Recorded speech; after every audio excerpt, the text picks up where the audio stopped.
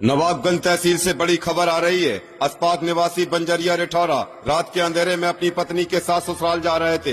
हाफिजगंज के पास अचानक एक आवारा सांड ने उनकी बाइक को जोरदार टक्कर मार दी। झटके में बाइक सड़क पर गिर गई। अस्पाक के पेट में सींग घुस गया। पत्नी बुरी तरह घायल हो गई। अस्पाक गंभीर रूप से घायल हो गए। नजदीकी अस्पताल ले जाया गया, मगर वहाँ उनकी सांसें थम गयी। पत्नी का इलाज अभी चल रहा है। अस्पाक के 2 मासूम बच्चे हैं, एक 5 साल का बेटा है और एक 2 साल की नन्ही बच्ची है।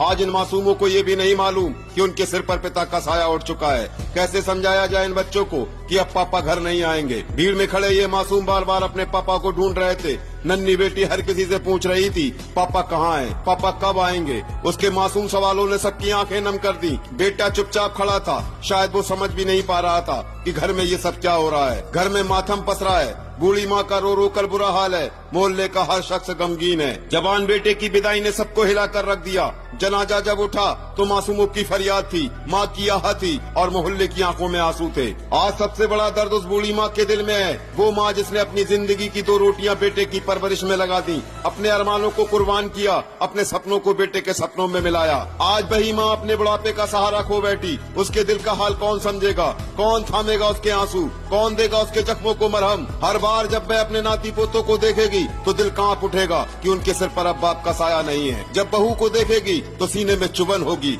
कि उसका सहारा छिन गया। जब घर के खाली आंगन को देखेगी तो आंखें बरसने लगेंगी। हर माँ की ख्वाहिश होती है कि वो अपने बेटे के कंधे पर सवारी करे, लेकिन किस्मत देखिए, यहाँ माँ खुद अपने जवान बेटे को कंधे पर जाते हुए देख रही है। उसके सब्र का बांध हर पल टूट रहा है, पर मजबूरी में आंसू ही उसका सहारा बन गए हैं। कब तक ऐसे आवारा जानवर सड़कों पर लोगों की खुशियाँ निगलते रहेंगे? कब तक किसी के आंगन का चांद बुझता रहेगा?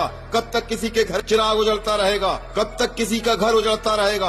आज अस्पाक चले गए, कल पता नहीं किसकी बारी हो। अस्पाक की यादें अब सिर्फ उन मासूम बच्चों और बूढ़ी माँ के आंसुओं में रह गई हैं। आप देख रहे हैं Malik Siddiqui UP 25 news channel. जय हिंद, जय भारत।